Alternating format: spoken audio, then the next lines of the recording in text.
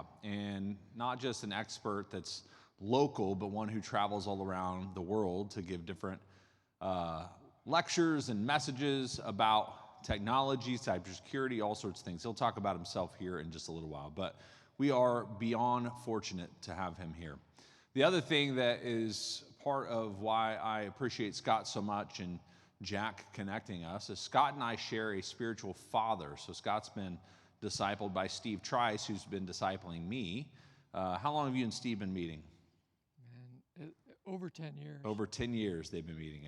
And so he's a brother in Christ, and more than just the fact that we're part of this universal church, but we share a disciple, a man who's discipled us. And so he's a man of God, he's a man of faith, and he knows a lot about what he's going to talk about. So tonight, I'm going to give you kind of a heads up, and Scott and I talked briefly beforehand. He's going to spend the first kind of portion of his time together talking about artificial intelligence, and then the second part of it is going to be around cybersecurity. What will make this night even more beneficial for you is if you're cultivating and thinking about questions to ask Scott, and he's going to give you periodically opportunities to ask those questions really throughout the entire presentation. And so you'll have opportunities to stop him. If you don't like what he's saying, you can just raise your hand. But this is going to be part conversational and part lecture, and all of it's going to be fulfilling for us. And so we are grateful for your time, for your energy here. We are going to be recording this. We know we have some friends that wanted to watch this that won't be able to be here. But without further ado, I'm going to invite Scott to come up. Oh, and I will say this as he's making his way up, Scott's going to make his way up, is these mics will be here at the end of each one of these rows, and you can just come up whenever it's time to ask questions. They'll be ready for you to talk into so we can all hear you. Thanks, Scott. Thank you. And I will say also, if you don't want to come up to mics, you can just raise your hand, and you'll have to talk loud enough that I can hear you, and then I can repeat your question. So if you just don't want to make the trip down to the mics, you don't have to. And Jay said I'd tell you a little bit more about myself, but I don't really love going into a bunch of the background. I don't really know that you would care or that it's pertinent, but I've been in technology for over 40 years, so this is all I've ever done in my adult life is work in technology. I have worked in the cybersecurity space for probably 18 years, and then today I am deep into AI, helping clients, companies, generally some larger ones, build their AI strategies. But I also do an awful lot of speeches around the country just around the philosophical side of AI. Like, what does it mean to humanity? What does it mean to us? How's it going to change the world? How's it going to change the economy?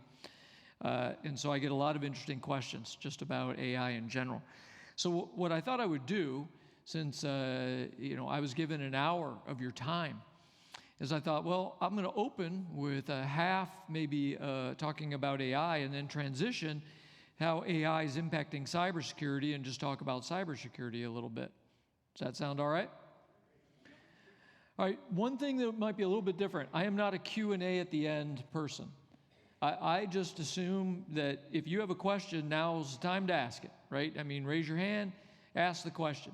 I can skip around on content if I need to. I can not do everything that I've got set up to do.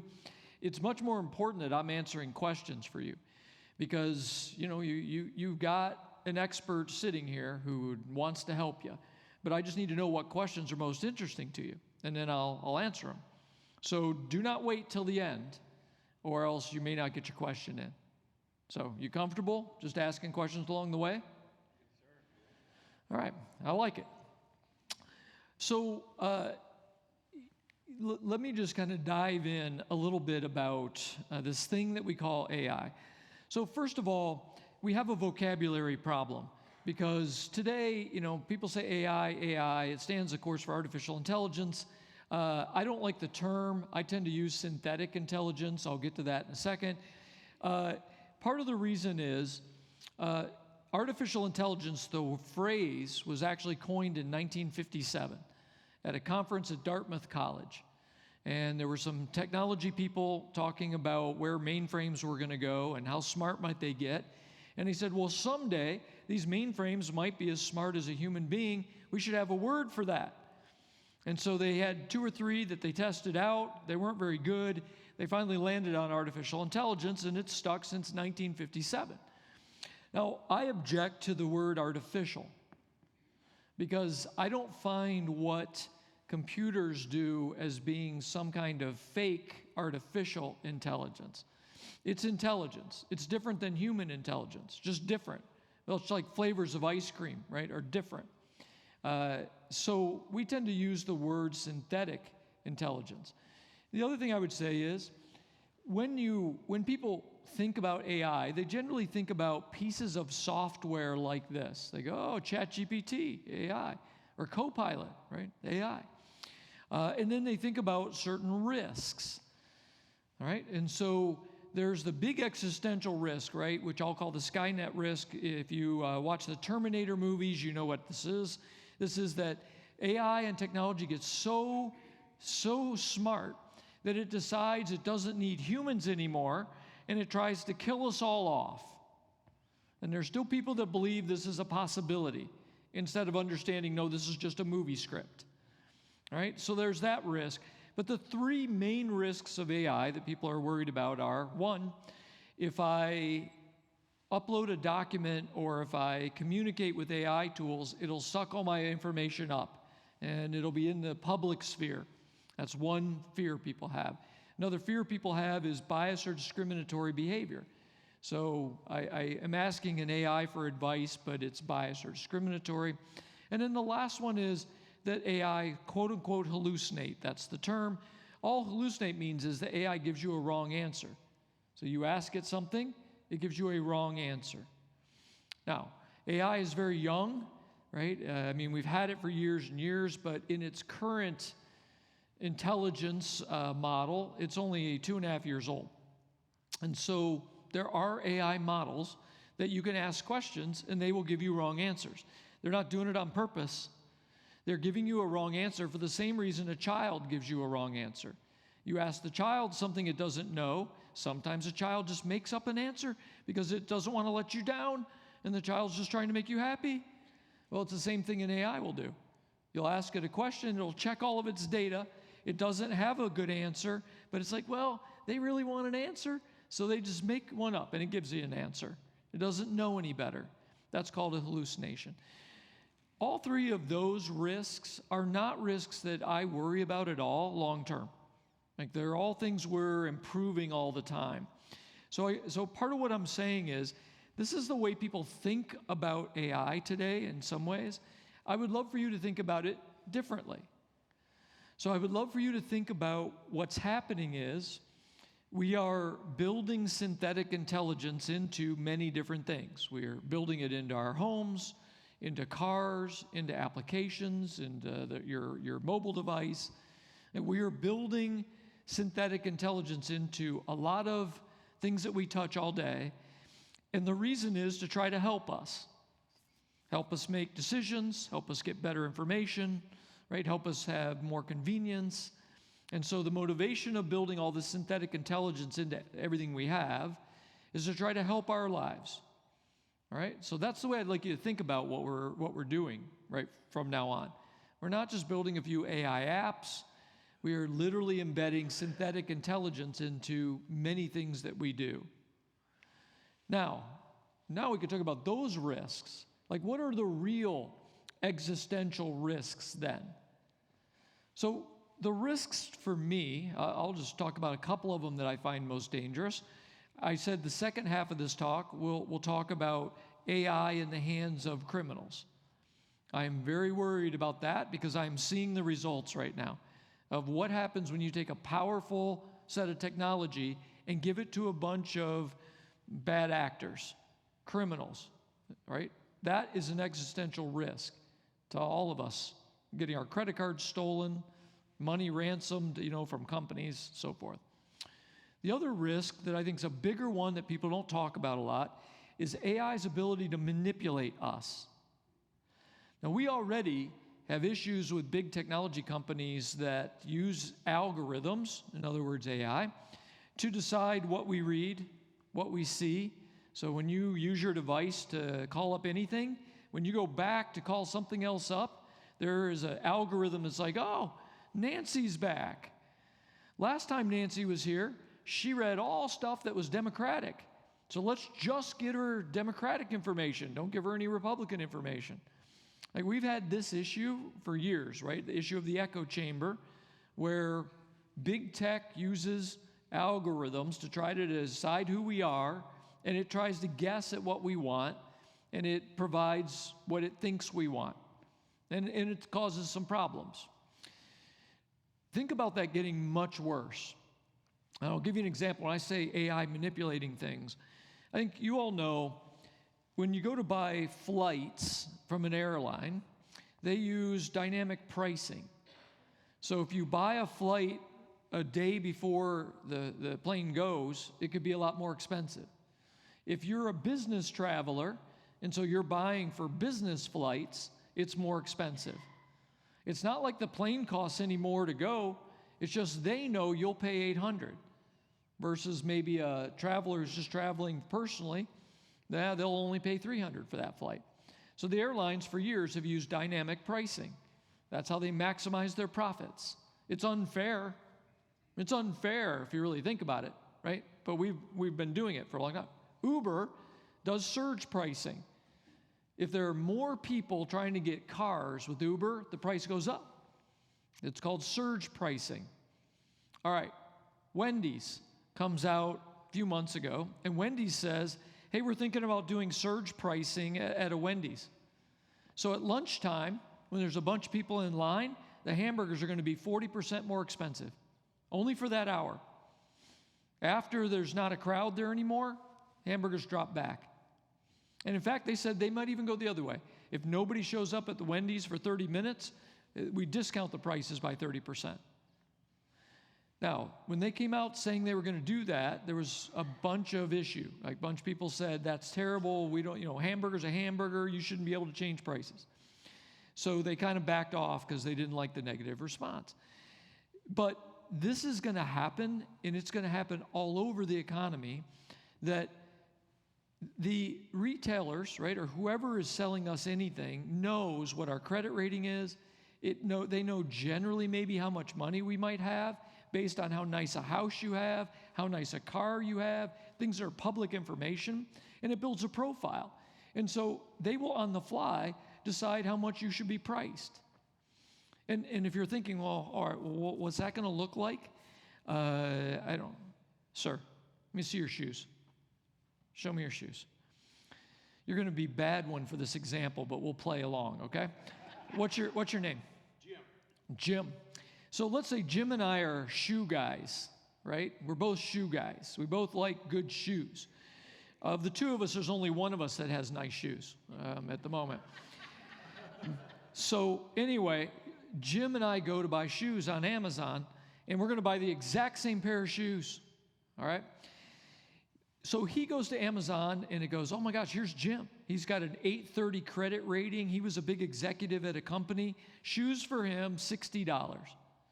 I go in, and it goes, oh, Scott's back. He doesn't have a very fancy title, right? His credit rating's only 750. We'll only charge Scott $30 for shoes. Now, you and I would never know, because when you're in the app, you see your pricing. When I'm in the app, I see my pricing. Now, Amazon clearly knows enough about us to know you'll pay that higher price. You don't really care. And that I need that lower price if I'm going to do business with them.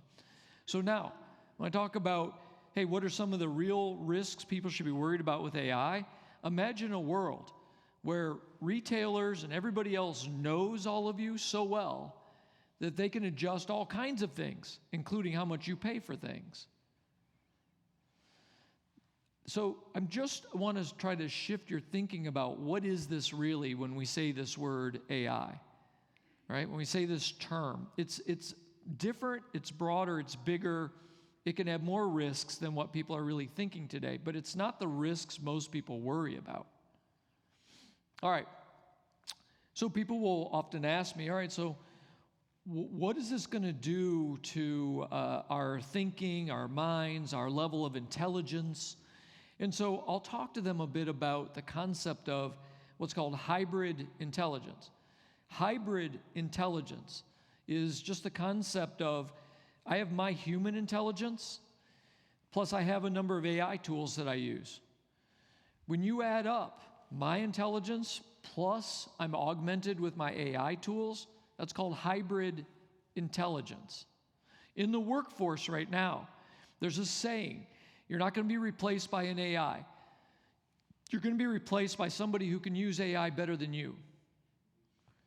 And that's a really important concept to understand, is we already have a shortfall of jobs. Most people are not trying to get rid of workers. However, if we have workers who refuse to learn how to use AI tools, they refuse how to amplify their capabilities, that's who's going first. Why? Because again, my native intelligence plus an AI tool is pretty powerful. I could actually come up against you, and you have a higher IQ than I do, but you don't touch AI tools. I'm making this up, right? But you don't touch them. So you and I, in a straight-up intelligence battle, I win. My lower IQ, but with my high-powered AI tools that I'm using. Make sense? So that's the concept of hybrid intelligence, right? So you say, all right, well, there's your mind plus what we call a synthetic mind. ChatGPT is a synthetic mind. Now, you might say, oh, come on, it's just an AI tool, Scott. I don't know, maybe you haven't used it. Maybe you don't understand the difference between, we started off building large language models, now we're building large reasoning models. And a reasoning model is an AI that reasons like a human being does. It uses what's called chain of thought. So when you ask a reasoning AI a question, even a complex one, it thinks through it like a human thinks. We have AI tools now. You can click buttons to tell it how much longer you want it to think. So if you ask it a hard question, you can say, and I want you to think about this for 5 minutes. And the AI tool will think about it for 5 minutes instead of 30 seconds. And if it thinks about it for 5 minutes, it gives you 20% better answers. I mean, think about that for a minute. That we have synthetic minds that you can tell it how long you want it to consider a problem, and it will come back and give you better answers. Kind of human-like, isn't it? Because that's what we can do with people. If I give you longer to think about something, you'll come up with a better answer. So anyway, we have our minds, we have synthetic minds. When you mix those two, then we have what we would call the hybrid mind. And this is what's happening in the workforce now, as we speak, is we have people learning to use AI tools to be able to have capabilities they've never had before. Like all the slides that you'll see here, if you like the pictures, I created all these pictures using AI tools. I use a tool called Midjourney. I just tell Midjourney, here's what I want, and Midjourney creates it for me in about 10 seconds. And so I collaborate with Midjourney to create all the graphics for these slides.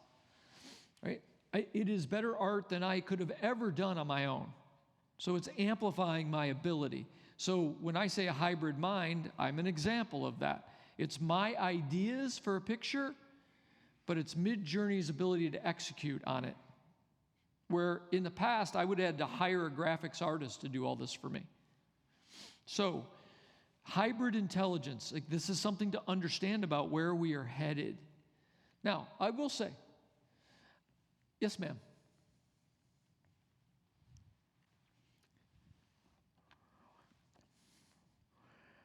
I was pretty sure you were bringing me a menu for dinner. That's what I was thinking this was going to be, right? And I was going to be able to tell you, I'll take the chicken sandwich. But no, the question is, what do synthetic minds require to be built? In other words, what are they made from, right? Okay, it's an excellent question. I'm glad you asked that question. Let me walk you through how an AI model, right, which I believe is like a synthetic mind, how it's built. So the first step is you gather up a bunch of data, right, or facts, however you want to think about it, right, information. Now that information can be in a database, it could be a book, right, But you gather up a bunch of data elements. And I mean billions of them. Then you take a training model, what's called a training model, an AI training model, and you say, look at those 20 billion pieces of information, and I want you to learn from that. So like absorb it all, memorize it, and learn from it so that you can answer questions. That's step one. Use a training model, you point it at billions of pieces of information, and then you have raw knowledge, raw synthetic knowledge. You go to a next step. You build what are called guardrails. Guardrails go around your raw AI model, and the guardrails say, here's what you should answer and here's what you shouldn't answer. Or, here's the pictures you can draw, here's pictures not to draw. So those guardrails do things like, if you ask an AI model, how do I make an atom bomb? It comes back and says, I'm not authorized to give you that information. If I ask it to create a picture of a woman that is topless, it comes back and goes, yeah, I'm not allowed to make topless pictures. All right? Those are called guardrails. So that's the next step. Then you have a step after that, which can be, it's called different things. I'll call an AI constitution.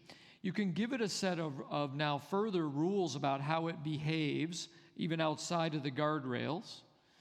And then ultimately, you can get an AI to learn, right? To do reinforcement learning. So as it's interacting with humans and it sees if we like or don't like the answer, it'll change its intelligence. Now, I want to walk back through this, what I just told you. So when I told you that there are billions of parameters, this is what you'll hear. You'll hear that there's a new AI built, and it's called Llama 70B. Well, what Llama 70B means is 70 billion parameters, 70 billion facts that it looked at. All right, think about how a human learns. I'm just curious. How many facts do you think you have learned in your entire life? How many experiences, how many facts are up there in that giant brain that you have? Thousands? Yeah, thousands. But not 70 billion? Not 70 billion, right. So, but it's the first thing is, you are a pretty intelligent guy. And how did you get there? Because you've got years of things you've learned. You've read, you've listened, you've experienced with your own hands, you've observed. All those things come together to create the wisdom that you have. But the interesting thing I would argue is, but you don't have 70 billion parameters, do you? Right? So that's the first thing. Second thing, guardrails, right? I told you AIs have guardrails. You have guardrails. They're called ethics. They're called ethics. There are things that you would choose to do because you think they're appropriate, things you will not do because they are inappropriate.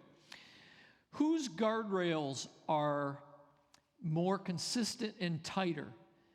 Guardrails that we program into a piece of software or yours? Yours are better. Yeah, okay, very good. Right? I don't think they're as consistent, by the way, but I think it's good. In other words, you have guardrails, but you might break them. I mean, under the right circumstances, you might break them. Like you would tell me, I never lie. I never lie. Lying is bad. And then your wife says, do I look fat in this dress? And what do? We know what you do. Oh, no, honey. Honey, you look beautiful in that dress. You just lied. So you're happy going outside your guardrails if you think that's the right thing to do. Do you think an AI would go outside its guardrails? No, it doesn't. It's very black and white. And then I said there's reinforcement learning, right? The AI, as it interacts with people and it sees what works and what doesn't work or what we like and don't like, it can rewrite its rules.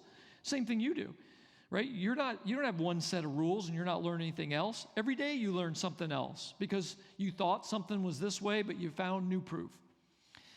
My point is, it's a great question, right? That how does an AI learn? It learns exactly like humans learn. Why are these synthetic minds becoming so human-like? Because we teach them exactly the way humans learn. We just teach them at a bigger scale with tighter rules. Are they better? That's a question you could ask. Are the synthetic minds better than human minds? In some ways, they're better. In some ways, they're not better at all.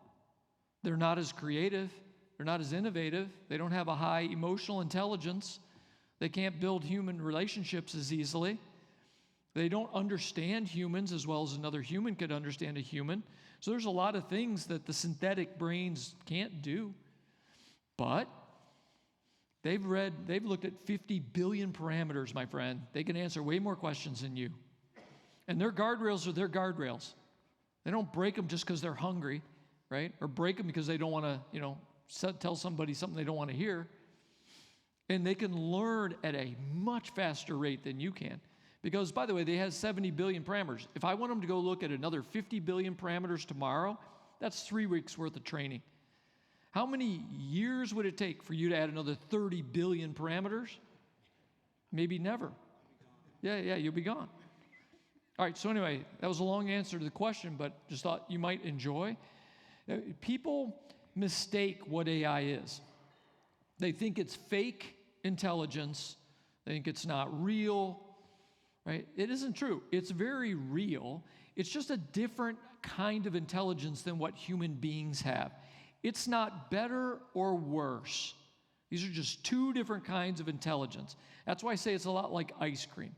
I don't think strawberry ice cream is better or worse than chocolate ice cream, right? They're just different ice creams for different purposes. It's the way I think about intelligence. Now, a few things just about this. If you wanted to get better at having a hybrid mind, like if you just said, hey, I'd like to amplify my knowledge, right, with more AI knowledge, you would have to build a better, what we call river of information on AI. You'd have to read more about it, right? You'd have to listen to some podcasts. You'd have to actually use it with your own hands. So yesterday, a new tool came out. It's called Sesame. You can go to sesame.com if you wanted to play with it. It is the most human-like AI conversational bot. So you can go click a button to test it out at sesame.com, and you can just talk to it. There's a man and a woman. Talk to either one. When you talk to it, I want you to notice how human-like it is. Like, there's no way you would know you were talking to an AI tool if it was on the phone with you. Just go talk to it about anything you want and look at how human-like it is. Well, most of you, unless you happen to show up here tonight, would have no idea what Sesame is. You'd have no idea how good or bad, some of these conversational AIs are, unless you go touch it with your own hands. And literally at that website, scroll down, it says demo, there's a man and a woman's name, click whichever one you want, and just start talking to it. And then you'll know with your own hands how conversational these AI tools are getting. But if you don't go do this, you will have no idea. And you may still ask unwise questions of things like, hey, Scott, will an AI ever be as smart as a human being? Like, well, if you're in this space, that's a pretty unwise question. We just talked about the fact that he maybe 10 billion parameters in his life.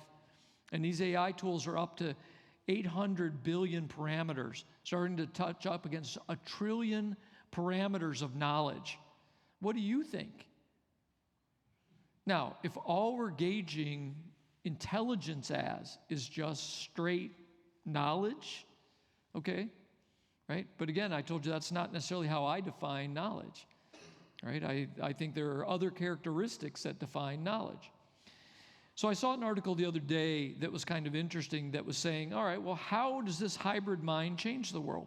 Certainly changes the economy. I could tell you a lot of things. But the one thing I thought was pretty cool was this researcher had this concept of the lost Einsteins.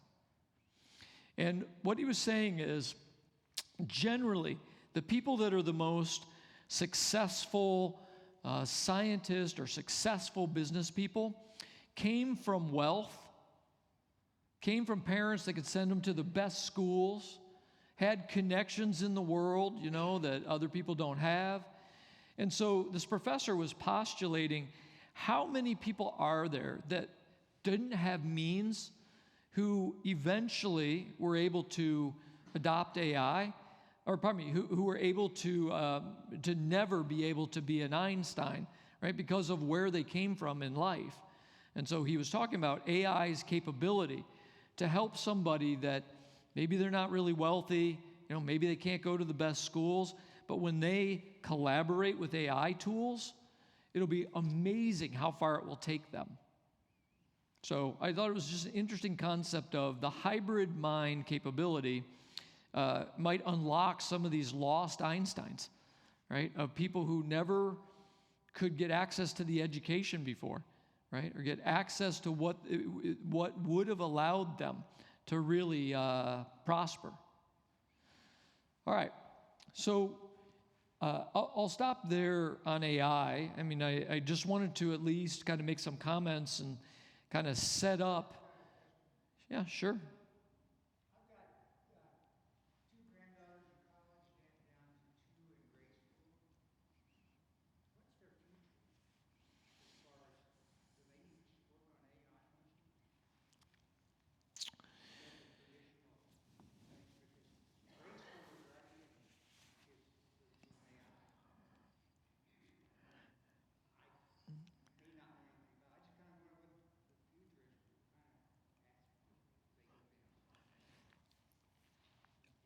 I often say when I'm asked, what should my college student do or what should my child do, right? I often say there will be some things about the world they grow up into that we would hardly recognize. I mean, that will be so much different than any world we ever knew. And then there will be some things about their world that's exactly the same as our world. And it isn't, there's no proof to be able to back up saying that the future, I don't know, let's just say 30, 40, 50 years from now when these young people grow up, that it will be dramatically, completely different. Like if we go back 30, 40 years I'm 62, right? If I go back 50 years to when I was a kid, there are some things that are exactly the same. The sun still comes out. The grass still grows. People still communicate. People still like to have a hug, get hugged. People still like to talk to each other. We still like to eat food, right? There's a lot of things that are exactly the same when I was a kid, have not changed at all. Then there are things like learning or work or careers, they're dramatically different than when I was a kid.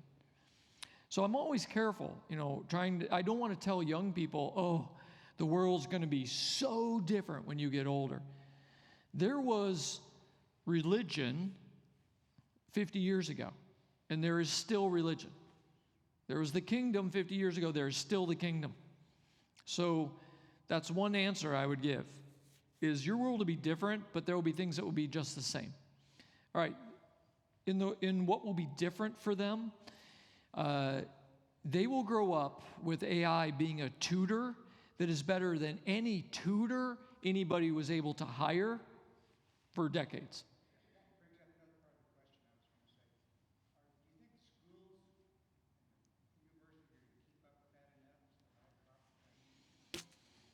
No, I don't. Schools are very slow adopters. They adjust very slowly to new realities. They adjust very slowly to new technology. And I'm not necessarily talking about the teachers. I'm talking about the administration generally. And so, they are still trying to get their hands around, is using AI cheating, or should it be mandatory, right, that people know how to use AI tools? So the education system is going to struggle with this one for a long time. Yes, ma'am. Who feeds the mind? How do we know that the knowledge is correct? And who's it coming from? And, who's the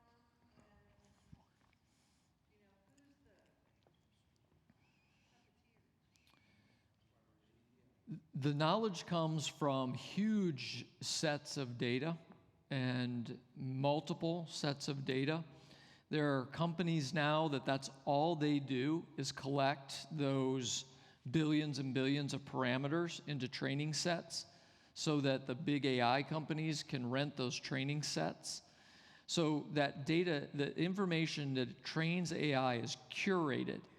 And that's why you see some lawsuits like New York Times suing AI companies because they used, a bunch of New York Times information in the model. So the information is curated by companies or by big tech. When you say the puppeteers, it's not my observation that anybody's trying to say, well, only use this data, not that data, because we only want it. Pardon me?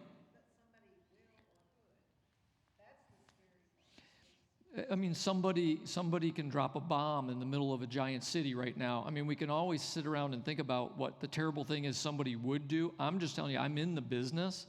I do not see people right now saying, let's only look at this data because we want to create an AI that is a Republican.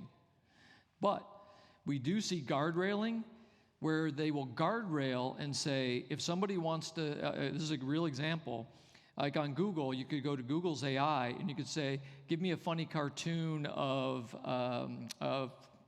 Trump, and it would create a funny cartoon of Trump. And if you said, give me a funny cartoon of Biden, it wouldn't do it. So they had guardrailed it against doing something that was anti-Democrat. So yeah, I mean, in that case, it's the AI developers or the big tech companies are skewing the intelligence of the AI. But I have to be honest with you. Every single day, I see parents that teach their kids things that are not true. And I don't see anybody getting upset about that, about what humans teach young humans. Yeah, how do you know the data is correct?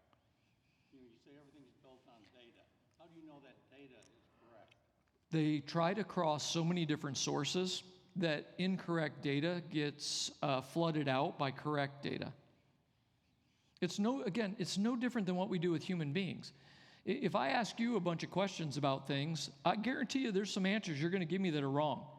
Not because you meant to do it, because you think you have the right answer and you don't. Now, if I only listen to you, then that means, 5% of my answers are wrong. So what I'm going to do is I'm going to ask the same 100 questions I asked you, to him, to her, to her, to her. And then once all of you answer those 100 questions, it'll flood out maybe your wrong answers. That's how we do it with AI tools. And look, I'm not trying to tell you that there aren't risks and there aren't dangers. What I want you to understand, though, is we don't hold humans to the same standards we're trying to hold AI tools to. And that bothers me. And I'll give you an example. I saw your hand up, so I'll get to you. Autonomous cars. We've had 2 or 3 autonomous cars kill people in the last few years. And the most one that got the most publicity was in Phoenix. And so an autonomous car killed a pedestrian in Phoenix. And people went nuts. We got to cancel all these autonomous cars. We can't have machines killing people. This is awful.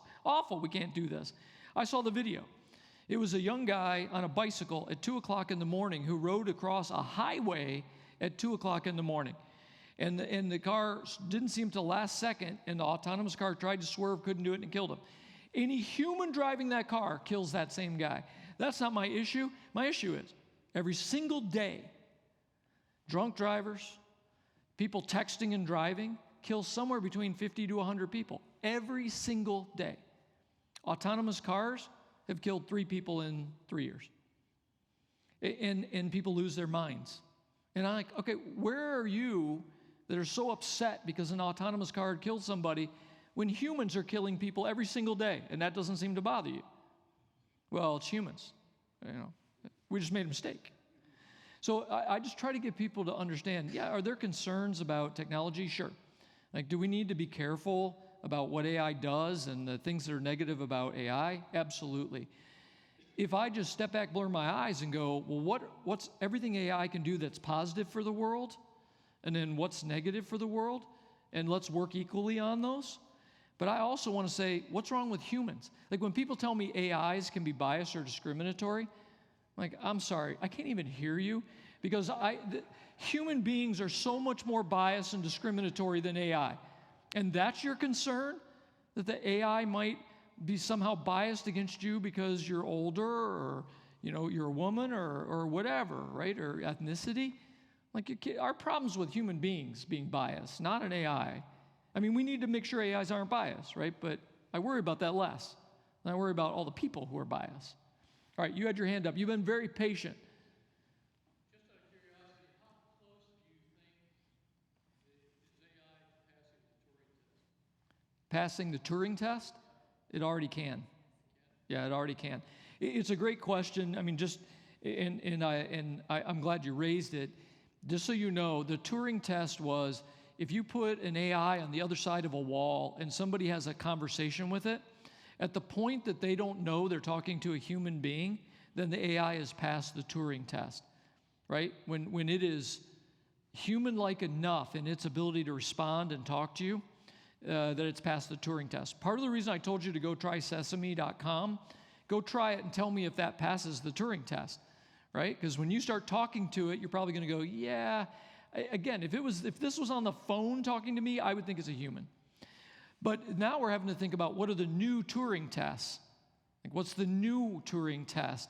So what's the new challenge we would give an AI to say, okay, when it can do this, right?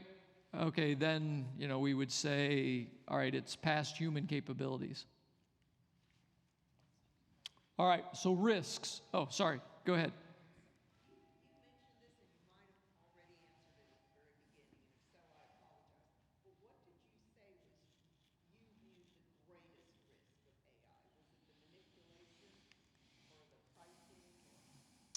Well, God bless you, because it's on this slide. And I'm so happy that you now allow me to click and go to this slide. Thank you very much, right? And please ask the questions. I don't care how many slides we get through. Just you happen to ask right on what I think are the real greatest risks.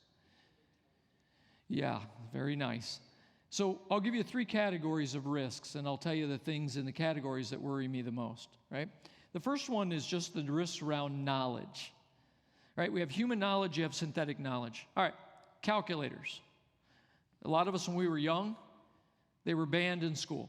You weren't allowed to use them. They were cheating, right? And I don't know if you remember that. Maybe you all are too young. You don't remember that. But I remember that. There was cheating, back in the 60s, right, to bring a calculator to school. Within 5-6 years, it was mandatory. Like, there were classes you had to have the calculator. All right, well, the calculator held knowledge. It had knowledge about math. And what happened was I learned to do math by hand, like some of you did. We could multiply 3 digits by 3 digits on a piece of paper. But once we got calculators, no one ever did that, ever again, right? You didn't do math by hand. You just let the calculator do the math. More than that, how many of you today use a calculator and then go back and do it by hand to see if the calculator's right? Anybody? All right, so what that means is all of you trust a machine completely without checking it, right? Now, why do you? Because you trust it, because it's never been wrong, right, in your estimation, so you just trust it. But this is a knowledge thing. Now let's go forward to AI. Would you believe everything an AI says? No, not yet, because it's not infallible every time. But what if it gets better in 3-4 years? And the AI gives you a better answer than anyone else. Would you trust it then? And you go, well, what do you mean? Okay, well, right now you have an accountant, and you ask a tax question. How often do you think they're actually right? I don't know, if there's any CPAs in here, you're already mad at me, right? But my point is, there's a tax AI, it's never wrong. Which one do you want to ask? What about a doctor? How often have the doctors been right when you've asked a doctor a question? Right? Would you rather ask an AI doctor that has a 20% better ability to be accurate? Anyway, there's a lot of knowledge issues. Here's my number one knowledge thing that I'm worried about is I'm worried about the dependence on machines to give us answers, and that we start losing our own abilities to solve problems or losing our own abilities to do critical thinking because we don't need to anymore. Every problem we need to solve, every critical thinking we need to do, we just go to the synthetic brain. It does a fantastic job of answering it, and then we lose those skills. Why do I worry about this? Because I lost my math skills. I don't have math skills now because I just use a calculator. And that's the same thing. could likely happen with AI. Our young people stop having to solve any problems on their own. They don't have to do any critical thinking because the magic box just answers every question for them. So that's the thing that scares me the most about knowledge. All right, if I look at society, right, in the risks of AI and society, probably the number one thing I worry about there could be the widening digital gap. The gap between what a poorer person, what kind of AI tools they can afford to use versus what I can afford to use or my kids could afford to use. I really worry about that digital gap, that the synthetic power, that it's going to have a cost. And if you want the best AI tutor, I mean, it used to be only wealthy people could even hire a tutor for their kids, right? And poor people couldn't hire a tutor. I mean, think about what that looks like in an AI world. When your kids can have the best all AI tools, and then people without means can't even get AI tools.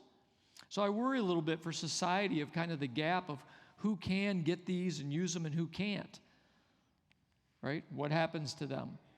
And then from a technology standpoint, I'm not trying to go over all these. I'm just trying to pick the ones that I am the most nervous about. I think probably from a technology standpoint, I'm a little bit worried about models degrading. We're already starting to see sometimes that, like a ChatGPT 4.0, that over time the model degrades a little bit. Like it almost starts to give you worse answers. And we're not quite sure how that's all happening. But I'm a little bit worried about the calculator. It isn't degrading. So, right, if I go to the calculator today, it's giving me the same answers it gave me 40 years ago. Right? But we're not seeing that with AI at the moment. In some cases, the AI models are degrading over time, and that really makes me nervous from a technology standpoint. But also cybersecurity, right? Just the dangers of AI being in the hands of criminals. I'm going to show you, just real quick, some of the real tools and the real things that are happening out in the world right now. So you're familiar with deepfake. When I said deepfake, there's two kinds. There's audio, which is called voice cloning. So it only takes 5 seconds of your voice. If I have 5 seconds of your voice recorded, I can go run it through 11 Labs, or I can go run it through one of the tools, and I can clone your voice. And it sounds almost exactly like you. So my office cloned my voice. My wife could tell that it wasn't me, but no one else could. I mean, it was that good, with just using a few seconds of my recorded voice. So you have voice cloning, and there are tools that can do that. And of course, the danger of that is you get a phone call from a family member asking you to do something. It's just not your family member, but it sounds exactly like your family member. And so when they ask you to take an action, I don't care whether that's send me bail, or whether that's buy some iTunes cards, or whether that's come to this location, you hear their voice, you're in the car. You're doing it, right? So it's a problem. And then there's the whole video side of deep faking. So with video, obviously we have the ability to do real-time deep faking of video. So this is our CEO. His name is Hart Brown. I just grabbed these screenshots, but this was him doing live video, and you might recognize the different movie stars we changed him into. If you look at these pictures, right? On the fly, we could put a different face on him while he talked. And you might say, well, all right, so what does that do for you? Well, there was a lady in, I think it was Taiwan, who got on a Zoom call with who she thought was her CFO. Right, her boss, the CFO. Looked like the CFO, sounded like the CFO. The CFO said, hey, I need you to wire out $1.5 million. She did it. And so next day there was another Zoom call, said, hey, I need you to wire out $4.5 million. Long and short, she wires out $25 million, and that wasn't her CFO. It was a hacker. It was just acting like the CFO using deepfake technology. You can't trust what you hear, and you couldn't trust what you see on a Zoom call. So anyway, criminals have these tools now. There's another tool, right? The being able to jailbreak an AI, or what is sometimes called lobotomizing an AI. I taught you about guardrails, right? I said, looks at, an AI model goes out, looks at 100 billion parameters, and it builds a brain. And then we guardrail that brain so that it behaves. One of the things we tell that brain not to do, if somebody asks you, hey, how do I write a phishing email, right? Or how do I break into a network? Our guardrails don't answer that question. Well, if you lobotomize or you jailbreak an AI tool, you take the guardrails off. It will answer anything you want. And the criminals have figured out how to do that. And a couple of tools they have, I listed up there, right? Escape GPT, Worm GPT is a pretty famous one. And you can now rent the use of those tools for $50 on the dark web. And then you can use them to help you be able to defraud people or do digital crime. Right? So obviously, this is how you end up clicking on something you shouldn't click on, right? Because they used a lobotomized AI to write an email that targeted you. All right, that targeting you. They now have automated spear phishing engines. The way that this works is, if I think that you ma'am, what's your name? Donna? Donna, I know not everybody knows this, but Donna's got at least $50 million in the bank, right? Maybe you didn't know that, so I just thought I would share. She's got 50 mil, right? She tries to act humble. She's got 50 mil, okay? Now, if I want to go get some of that 50 million, I can use this tool where I can say, here's her email address, and now go find her online. It goes find you on Facebook or LinkedIn or whatever you're on, right? Finds you, finds who your friends are. And this engine starts to build tools. It starts to build different emails to send you, trying to get you to click on something, to give up your account information, right? It may try to just steal your credit cards. It sends you a fake auction that one of your friends sends you with something you really like to buy, and you bid on that auction item online, right, over your email, and then they call it, magically you win. And so they get, hey, you won the auction for the Thunder tickets. Congratulations. We need your credit card number, right? So anyway, there's a whole tool that automates all this, that I can point at you, and it will just sit and keep coming after you for 200 days straight, trying to get some of your 50 mil, right? So criminals have that tool now. All right, some others. And I'm not even showing you all of them. I'm just trying to give you a sense of what's out there. There's a tool called Red Reaper, right? Red Reaper, what it can do is look at a massive amount of data and go find social security numbers in it, find bank account numbers, right? So they call it an espionage tool, but what it's really good for is if a hacker breaks into anybody's network or gets any big database of information, they run this tool on it, and it just is looking for things that they can use to try to get money from somebody or defraud somebody. So it's just a tool that is very fast, right, to try to help figure out, hey, what's in this data set that we can use? All right. There is the whole issue of poisoning AI models. So when you say, where's the data come from?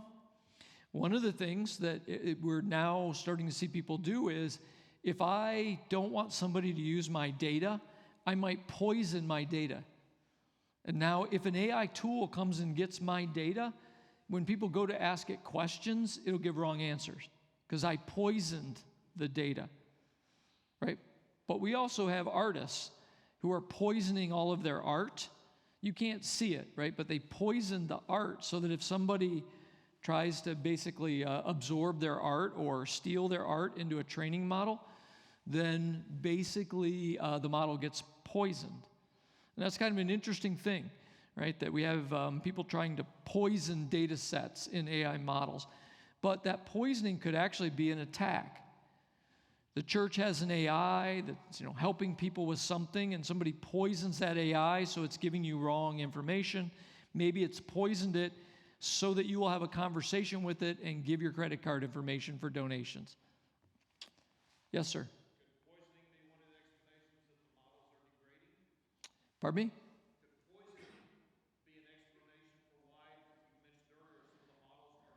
Oh, yeah, it could be. Yeah, it could be that the models in their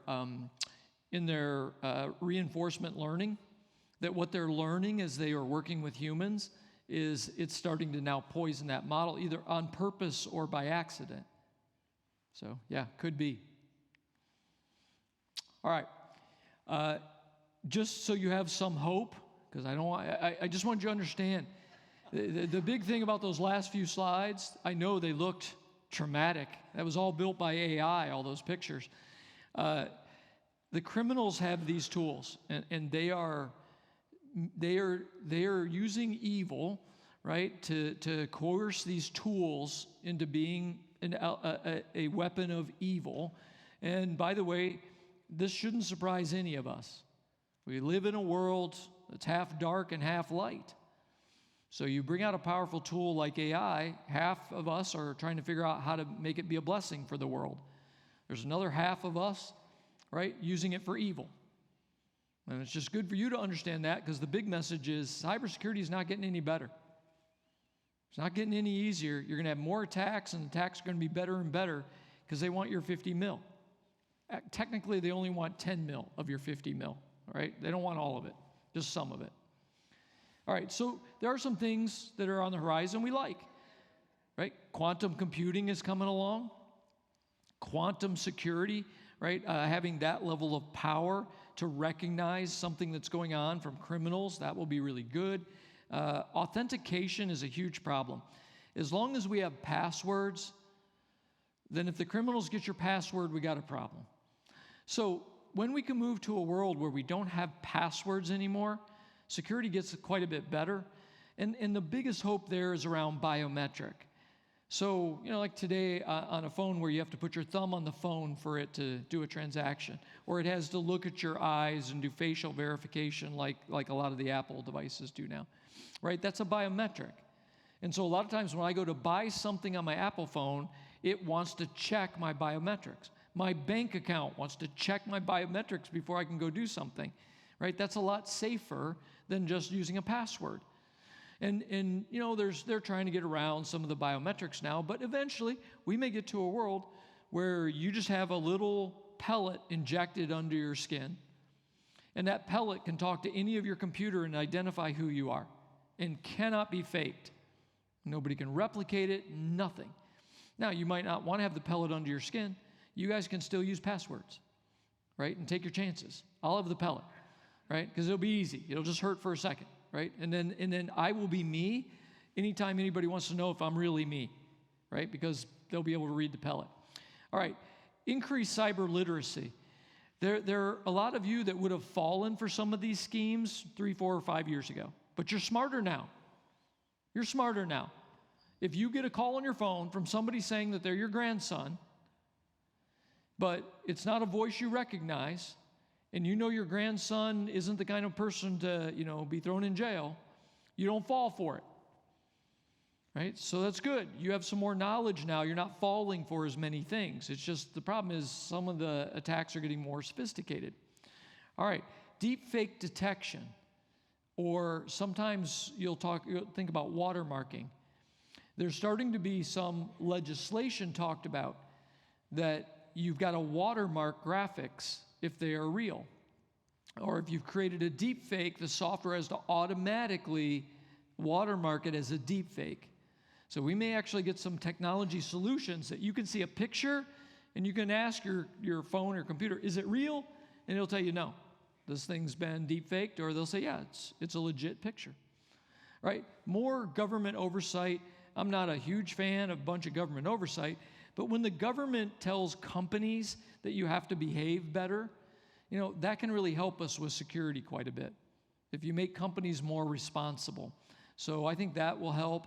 And then, the last one, we need more collaboration between government, public, and private. So, right now, if a company has a bad event, it's got to be a big company and for a lot of money, or the FBI is not helping them. And so, we kind of like better public-private relationships, and we think those are probably coming. Yes, sir?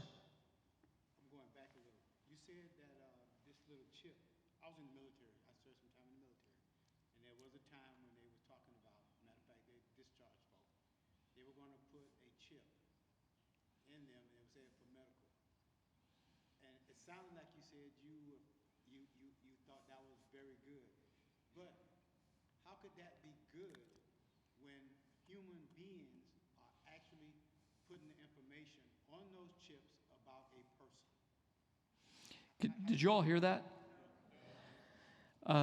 He was just commenting that he thought I looked a lot like a young Brad Pitt.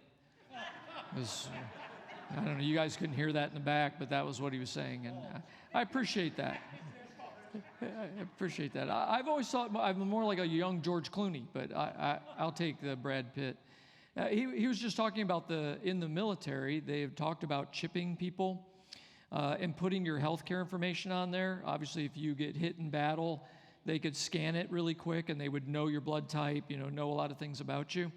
But then, the problem is you don't know what information they're putting on that, and you don't know what they're tracking, right? And that's the problem from the user side is, well, I know what you told me the chip is going to do, but I don't know what you put in there and what you're really doing with it, right? So it's definitely a problem. But I guess I would just speculate, because I get paid to predict the future. I would speculate that we will get to a point where there are some good reasons to have a subdermal chip, that we will trust. But I think it's right now, all right, who would we trust, right, to put that in there? How would we verify what information that was put on it? And how do we make sure that everybody in the room doesn't have a reader, right, reading it? Or that I don't care if you read it, because the only thing that's on it is just my blood type and my age and some things like that. I don't care if any of you get it. But the other thing, I'm just worried about identity. Like I want the chip to identify who I am so that when I have to authenticate, I don't have to use a password, right? It just checks the chip and goes, yep, that's him. But the problem with that is, well, then anybody else could check the chip and go, oh, now I know who that is. So, yes, sir.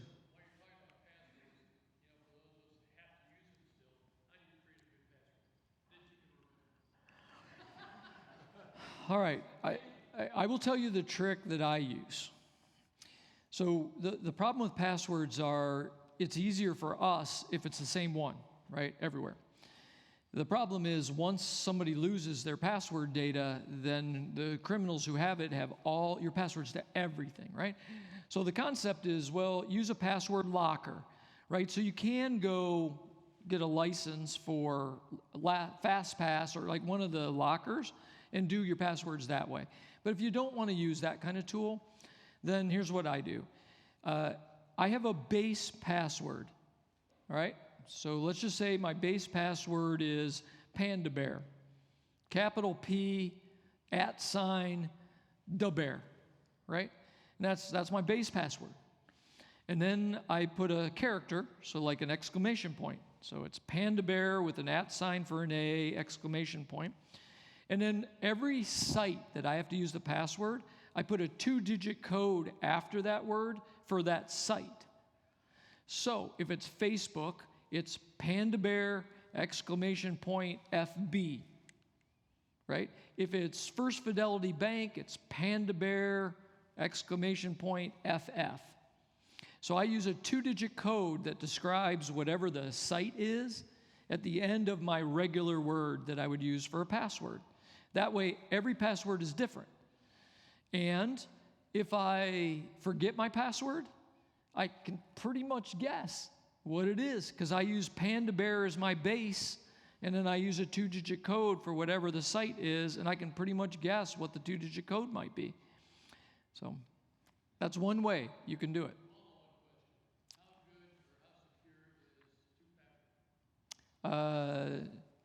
Dual factor is absolutely necessary. I run it whenever I can.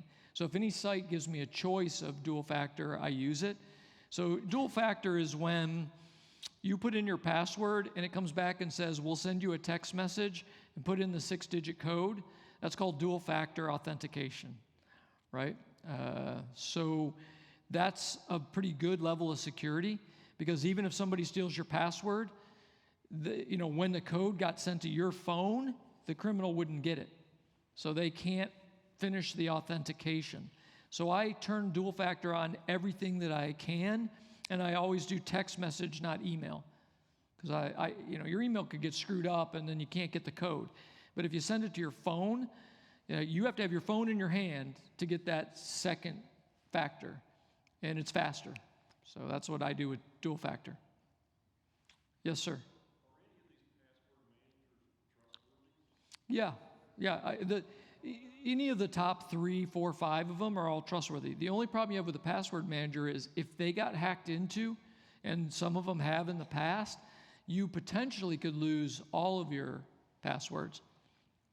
So that's the only thing. But they're good. They're better than what most people do, which is either don't write anything down or put it all down on a piece of paper or something like that. All right, we're getting towards the after part of the talk. I'm fine answering your questions, but we did say we were going to go till 7, and I know some of you, have dinner that you got to go to. Back to the password managers and that. What does a VPN do for you? Yeah. So could you hear her? Do you want me to tell you another joke of what she said? I got a good one. No. I'll save you from that. She asked about VPNs, virtual private network, and is a VPN something that's good? VPNs are very good. But let's talk about what a VPN does. So a virtual private network, when you go to get online, it creates what we call a tunnel, right? So it creates a tunnel so that all the data that you are sending back and forth to whatever it is you're communicating, your bank, social media, whatever, your email, it creates a tunnel that is encrypted so that all the traffic going back and forth can't be read. All right? So that's what basically a VPN does. The other thing a VPN does is it routes the network connection to multiple points in the world. So that's why overseas, countries who the government tries to control internet, they'll use a VPN because the government's trying to control what countries they can go get to. And a VPN, stops them from being able to see that. And in the US, the other reason we would do VPN is there are websites and tools that can only be used overseas. They're not allowed in the US, so they're blocked. So if you go to the website, it does not come up.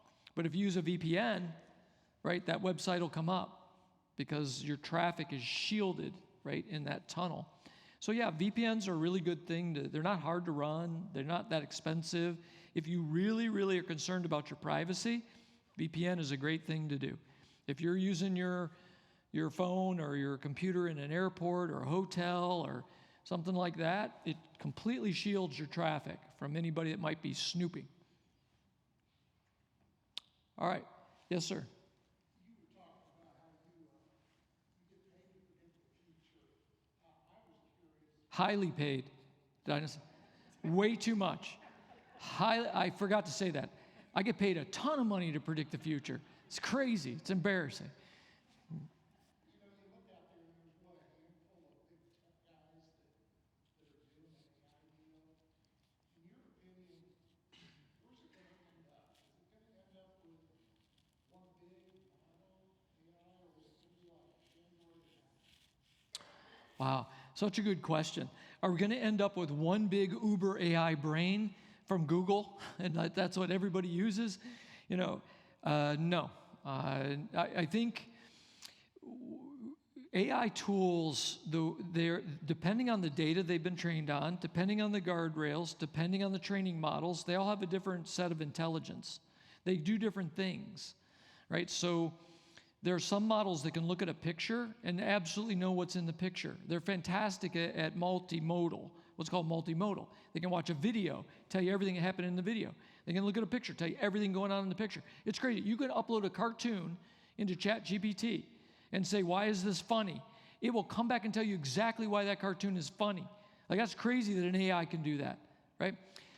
So every AI engine or brain is designed somewhat differently. They have different personalities. Like Elon Musk has Grok, right? Grok 3. It has unhinged mode. If you click unhinged mode, it is like a crazy AI. that says things and does things that are almost inappropriate. Right? So, no, I don't believe there's ever going to be one big one that everybody's going to want to use.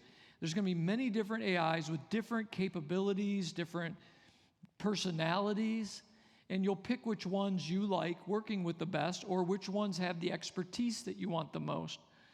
But there will be Google, Amazon, right, Apple, that will say, well, we have the Uber brain. We call it Siri, or we call it Alexa.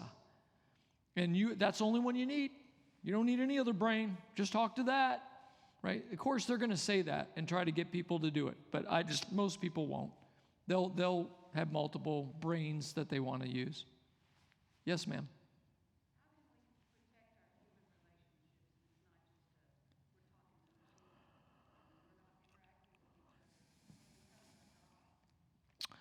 So a good question about how do we protect human relationships when people could talk to machines and actually have an interesting relationship with a machine, and how do we stop AI from becoming our God? Let me take those two separately. The human relationship thing, that's a problem. That is a problem. Because we live in a world where people have less and less tight relationships compared to in the past. They have more quantity and less quality. So I have lots of friends, but they're not very close, right? So that's a problem, that's where we've been headed. The hope that I can give you about AI is I believe that the pendulum swings, and I think there will be a pendulum swing towards, well, in a lot of cases, I like relating to an AI because it's nicer to me than any people around me. That's real, that we're going to have people that feel that way. I'd rather talk to the AI tool than any of my family, because when I talk to any of my family, they got nothing good to say, and so I just assume talk to an AI. It's at least kind to me. That's going to happen, and it is going to cause problems for a generation or two. I believe, though, that the pendulum will swing back to where people will value human relationships even more than we ever have before.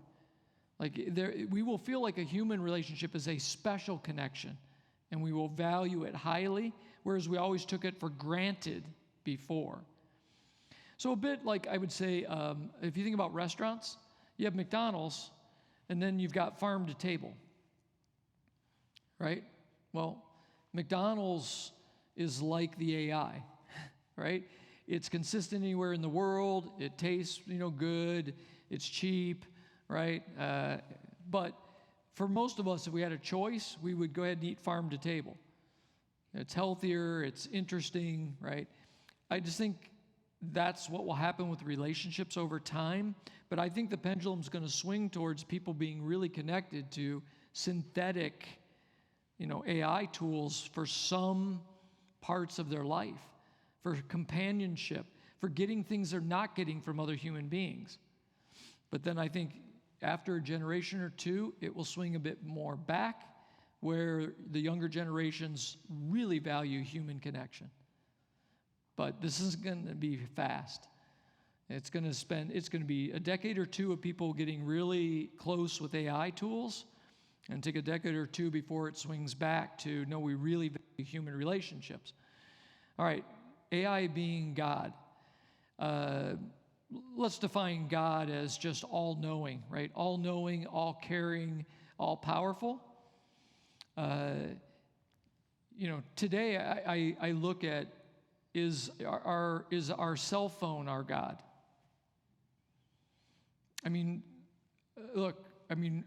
This, maybe not this group as much, but let's go down to everybody 40 years old and younger who spend an average of 10 hours a day on their phone doing something. Is the phone their God today? And I would say yes, it is. It is the number one thing they worship at, is that phone. And I know they're doing different things on it for 10 hours, but that's 10 hours of interfacing with that device. And so I think already we have a problem where a technology acts almost as your God. You might not admit that or say that, but you essentially worship that. You really do. AI, no difference, right? That there will be people that will get very connected to how it entertains you, how it answers your questions, how it talks nicely to you, how it helps you, and to the degree that you spend much more time interfacing with it than human beings, then that AI has become your God. I think where I would draw the line is I don't think the AI wants to be God. It doesn't have that kind of ego. It's not trying to be a God. It's just trying to serve us. How we choose to connect to it, that's, where we will have this problem or not have this problem. But there's definitely dangers because we already have a problem with people over-connected to their technology. Yes, sir.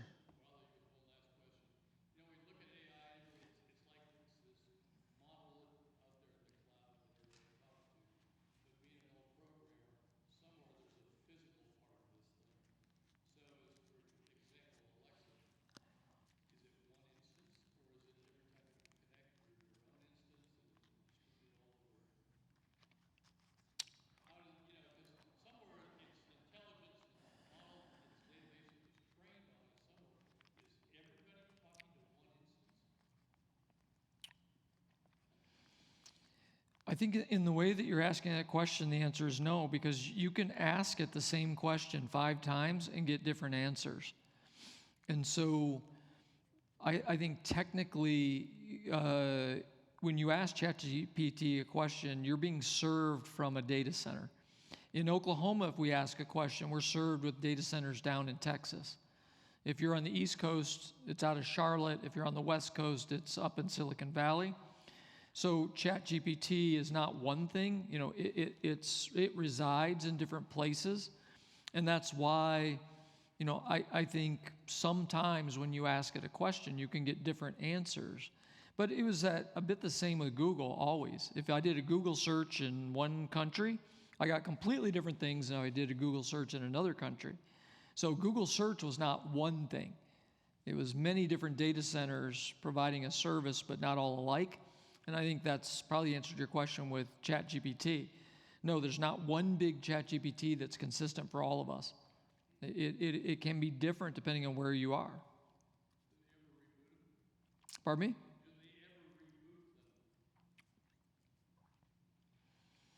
I don't think that they reboot it per se the way you and I would think about it. I think they have to make corrections. So like I said, there's times where their answers might degrade, where they have to go in and physically say, that's not the right answer, here's the right answer. Don't say that ever again. Say this. So not rebooting, but upgrading, right? Upskilling. I think they have to do that and will likely have to do that forever. Wait. You said that was the last question. I am kidding. You go ahead. Fire away. All programming languages have memory leaks. At some point, you need to restart them. And that was kind of where the question was going. And could that relate to the degradation of answers? It's an interesting question. Maybe it's not so much rebooting as reverting to the original model, right? So we put out ChatGPT 4.0. It's got reinforcement learning. So it's watching if people give it thumbs up, or it's watching if people liked an answer. But what if it's terrorists, right, that are liking all these things that are terrible answers, and so it degrades. Their answer might be to go reset it to the original intelligence, right? Forget all your reinforcement learning because people are polluting you. So we reset it, and that might be going back to the original brain might be, the rebooting that you're talking about. Again, I always think, does that ever happen to a human? Sure, right? I have a ski accident, I hit my head, right? I forget everything I know, and I have to relearn how to walk, right? I have to relearn things. So that actually can happen to a human where we have brain damage and then we have to relearn. We have a stroke, right? And then you have to relearn something because your knowledge is reset. Yes. Yes, man in the back. Hey, what are like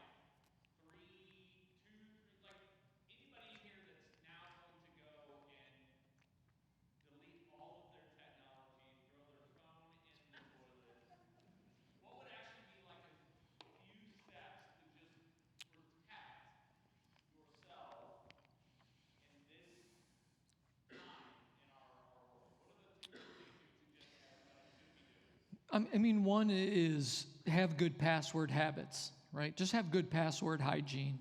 Don't use the same password everywhere.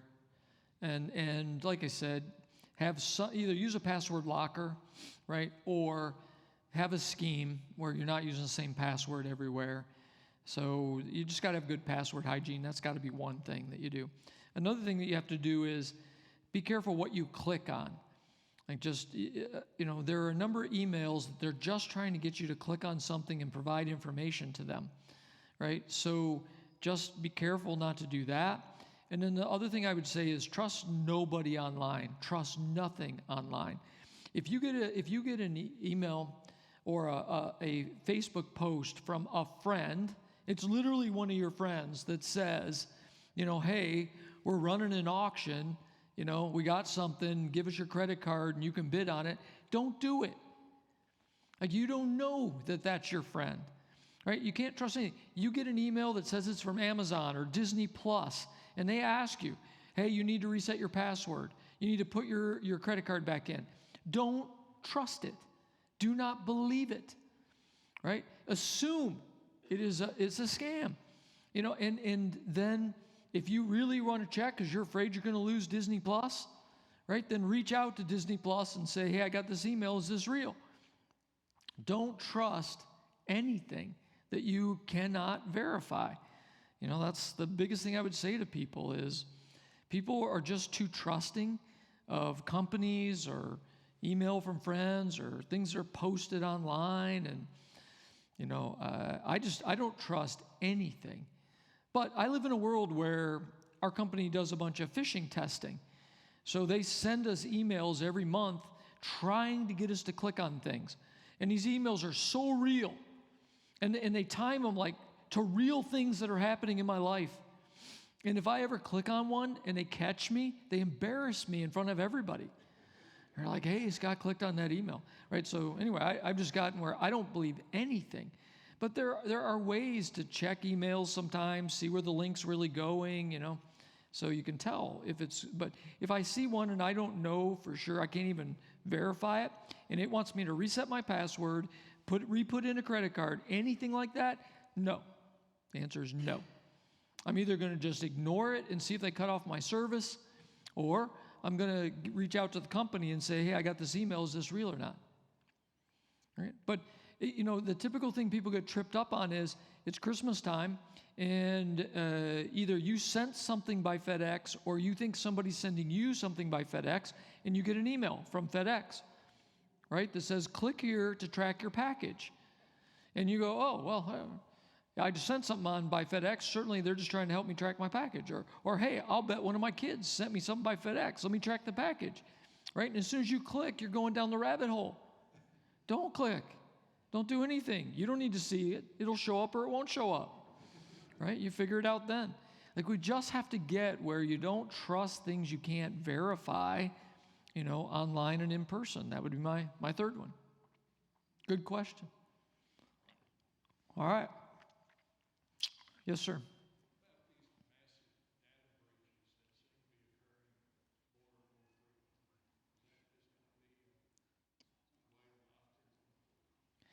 Well, I mean, there are big breaches happening, and yes, I think they're happening more frequently. There's a few things about that. The criminals are getting better. Some of the criminals are nation states. It's China, it's North Korea, it's Russia, breaking into our government agencies and stealing our Social Security information, right? So the criminals are getting bigger and better. They're going after big targets, and when a big target gets hit, they can steal your data.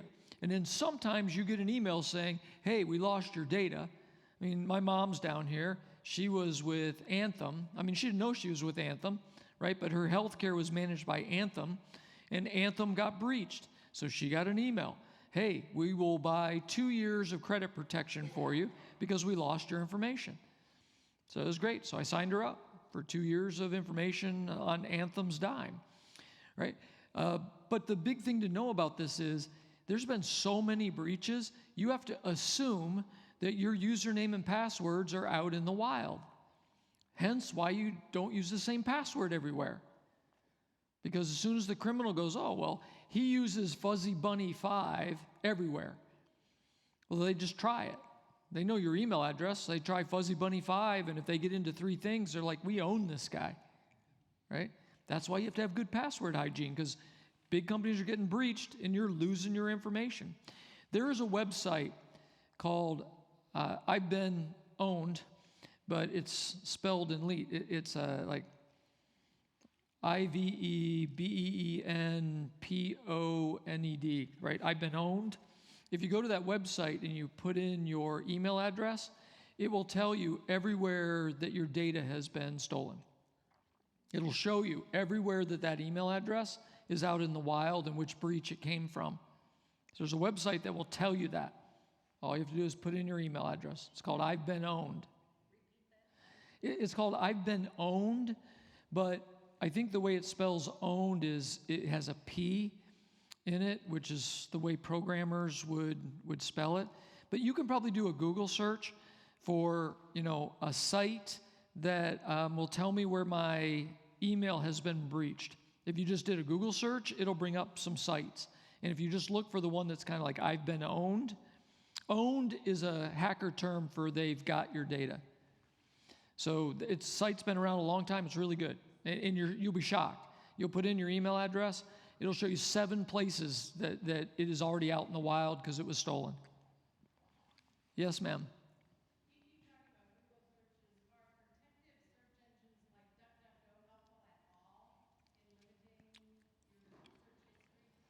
Yeah, if you use a search engine called DuckDuckGo, then all your searches are not stored and used.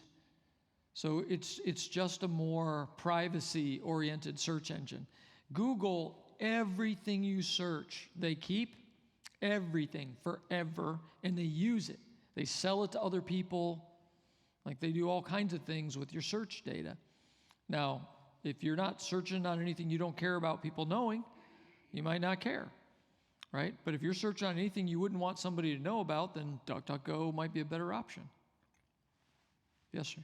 Have your setting in Google to not save search history? Are they saving it anyway? No, they have security capabilities that if you click 7 layers down and find them, you can tell it to turn off some of the storage. It's Yeah, you can. You can do it, and they will do what they say they are going to do. So, which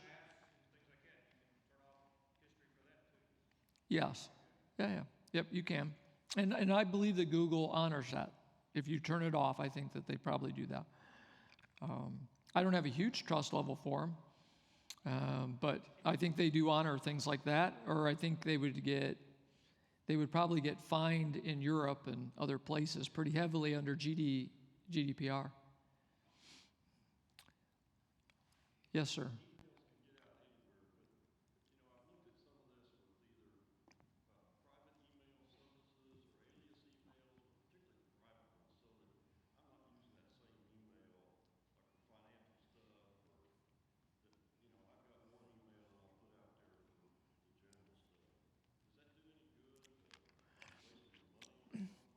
Yeah, let's talk about a couple things with email.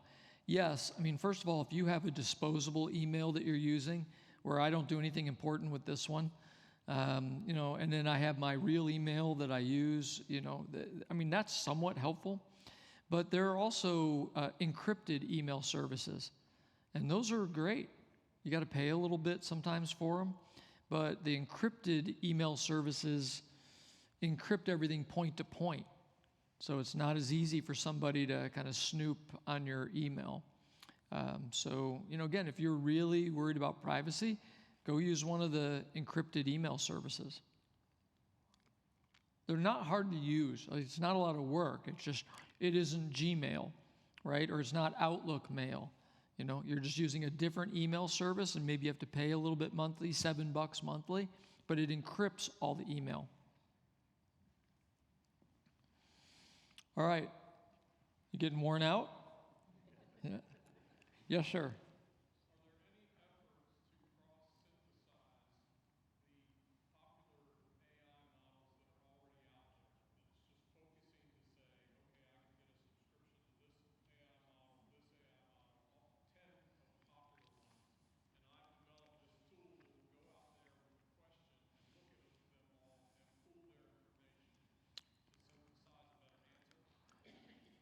Yes, it's again interesting question. There's a website called poe.com, POE.com, that you actually with a membership to Poe, you get access to a bunch of other AI engines, so that you don't have to go license them all separately.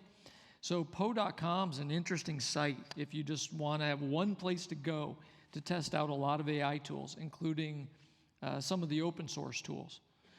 But the ability for me to do a query and build an API or an automation to go hit 7 different AI tools and check them all and then integrate their answers, we can do that today. And I think you'll see that more and more in companies where we are building an organizational brain, an organizational mind, right? A synthetic layer of intelligence where our employees work with that organizational mind, and that organizational mind is partly powered by 10 different AI engines, right, that power that mind.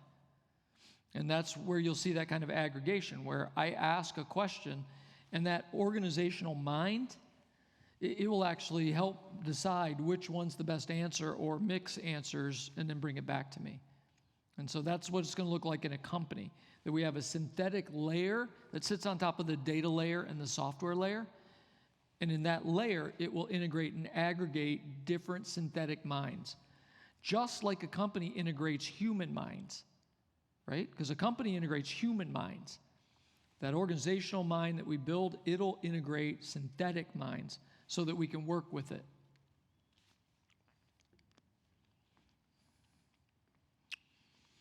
Yes, ma'am.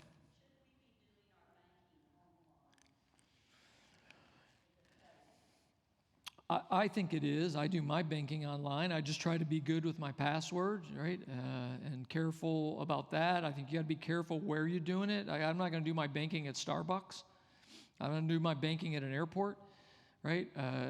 My banking, I almost always, when I do my banking, I use my mobile app, because my mobile app checks my facial scan before it will do anything. And so I trust that more than opening up my laptop, but that one takes my fingerprint, right? So, but there are ways somebody could steal my fingerprint. So anyway, when I do online banking, I typically try to use my phone because I like the bio checking on that. But other than that, yeah, banking apps are pretty secure. They're pretty secure. But by the way, it's like a comparison. Do I feel more secure you going to an ATM? Absolutely not. Right? Because they could have a skimmer on the ATM, or somebody sitting there with binoculars looking at what password you put into the ATM, right? So I don't want you physically at an ATM. That's way less secure. Besides, you're physically in danger. I don't want somebody to come, see that you just took $200 out and they knock you on the head. So like in the world of I care about you, yeah, I'd rather you just use online banking on your mobile app if you have an Apple phone.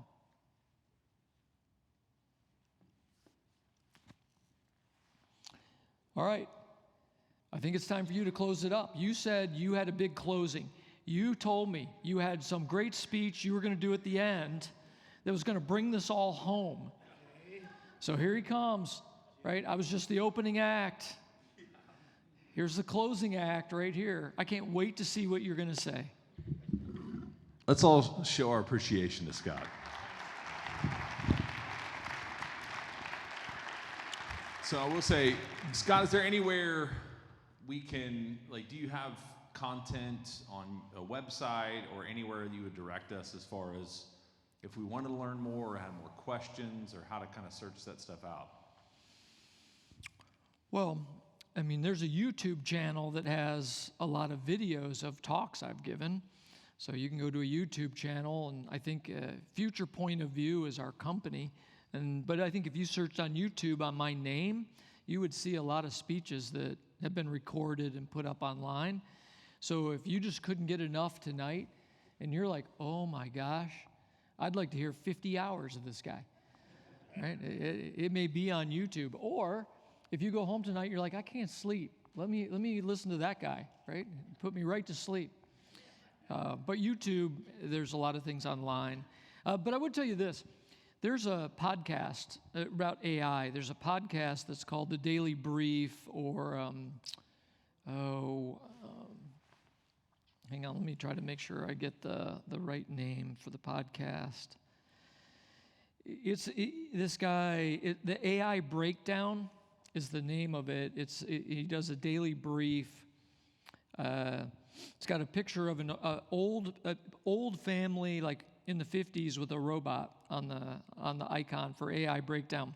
The AI Breakdown, the guy who does this he's fantastic. He does about 10-minute podcasts about 5 times a week, and it just updates you on what's going on in AI.